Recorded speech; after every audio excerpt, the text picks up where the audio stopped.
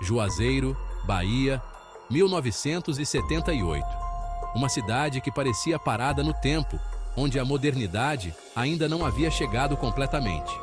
Uma cidade quente banhada pelo Velho Chico.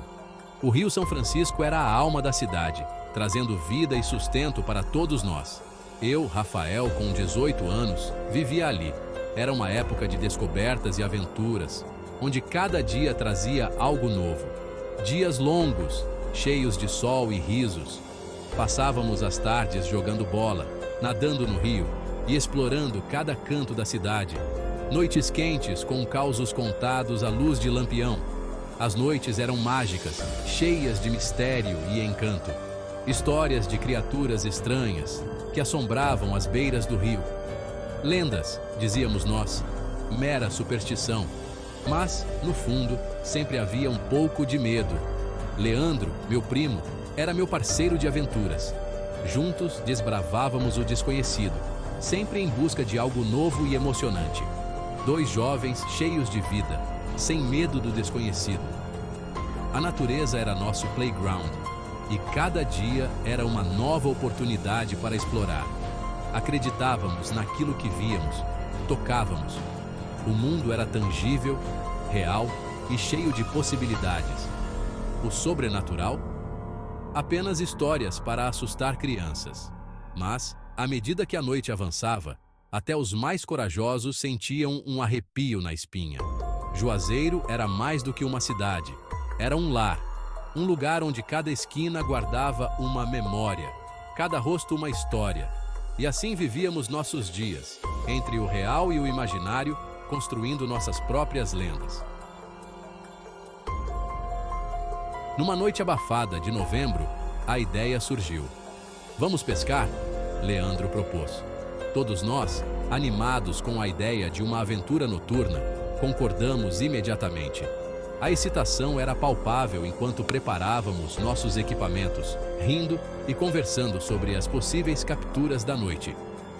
O rio nos chamava, prometendo peixe fresco e aventura.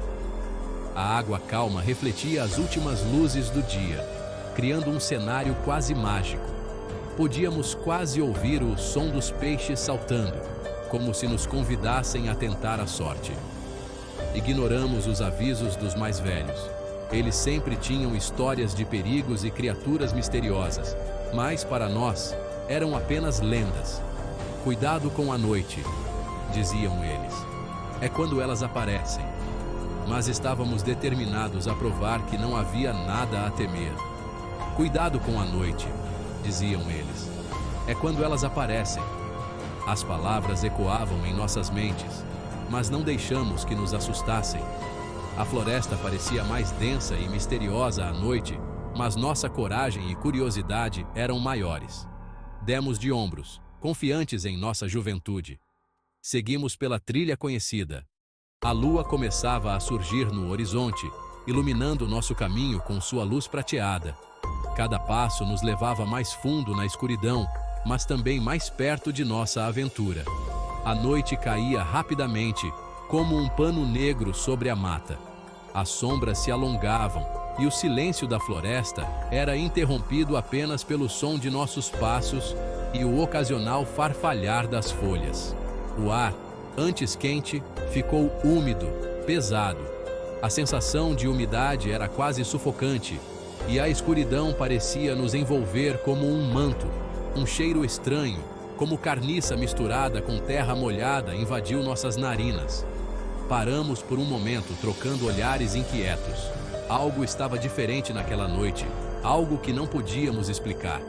Mas, apesar do desconforto, continuamos em frente, determinados a alcançar o rio e começar nossa pescaria. Continuamos caminhando, mas o medo começava a se instalar. Risos nervosos escapavam de nossos lábios. O silêncio da noite era cortado por sons estranhos, galhos quebrando, um uivo distante. Olhei para Leandro. Seus olhos refletiam o medo que eu tentava esconder. Apressamos o passo, ansiosos para chegar ao rio. A cada curva da trilha, a sensação de estarmos sendo observados aumentava. Era como se algo nos espreitasse, escondido nas sombras da mata. Algo maligno. Finalmente, chegamos à pequena clareira que dava acesso ao rio. Um silêncio absoluto nos recebeu. Era um silêncio opressivo, que parecia sugar o ar dos nossos pulmões. E então, a vimos. A criatura, gigantesca, peluda, olhos vermelhos que brilhavam na escuridão. Um lobo? Não. Era algo muito maior, muito mais feroz. Seus dentes expostos num rosnado gutural pareciam facas. O cheiro de carniça se intensificou, sufocante. O medo nos congelou por um instante, tempo suficiente para a criatura avançar em nossa direção. Um rugido ensurdecedor. Saímos correndo como se o próprio capeta nos perseguisse. Galhos chicoteavam nossos rostos, mas não ousávamos parar. A criatura nos seguia de perto. Podíamos ouvir sua respiração pesada, seus passos pesados batendo no chão. A adrenalina nos impulsionava, mas o cansaço começava a se fazer sentir. Precisávamos encontrar abrigo.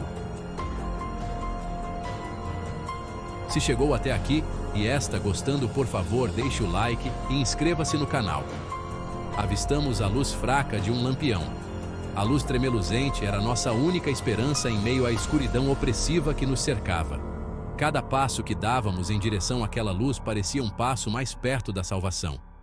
A casa do seu João, um velho pescador que vivia isolado na beira do rio, era um refúgio improvável. Ele era conhecido por sua vida solitária, longe da civilização. Mas hoje, sua casa era nossa única chance de sobrevivência. Com o último fio de esperança, corremos em direção à luz. Nossos corações batiam acelerados, e o medo nos impulsionava a cada passo. A escuridão parecia nos engolir, mas aquela luz fraca era um farol de esperança. Batemos na porta com desespero, gritando por socorro. Nossas vozes ecoavam na noite silenciosa, e cada batida na porta era um pedido desesperado por ajuda. O som de nossos punhos contra a madeira era quase ensurdecedor. Seu João, assustado, abriu a porta. Seus olhos refletiam o medo e a surpresa ao nos ver ali, mas ele não hesitou em nos deixar entrar. A expressão em seu rosto mostrava que ele entendia a gravidade da situação. Entramos tropeçando, nossos corpos tremendo de terror. A pequena sala de seu João parecia um santuário, um lugar onde poderíamos nos esconder do perigo iminente. Cada um de nós procurava um canto para se proteger. Trancamos a porta atrás de nós, usando o peso de nossos corpos para mantê-la fechada. A madeira rangia sob a pressão, mas sabíamos que era nossa única defesa contra o que estava lá fora. O medo nos dava força. Lá fora, a criatura rugia, arranhando a madeira com suas garras.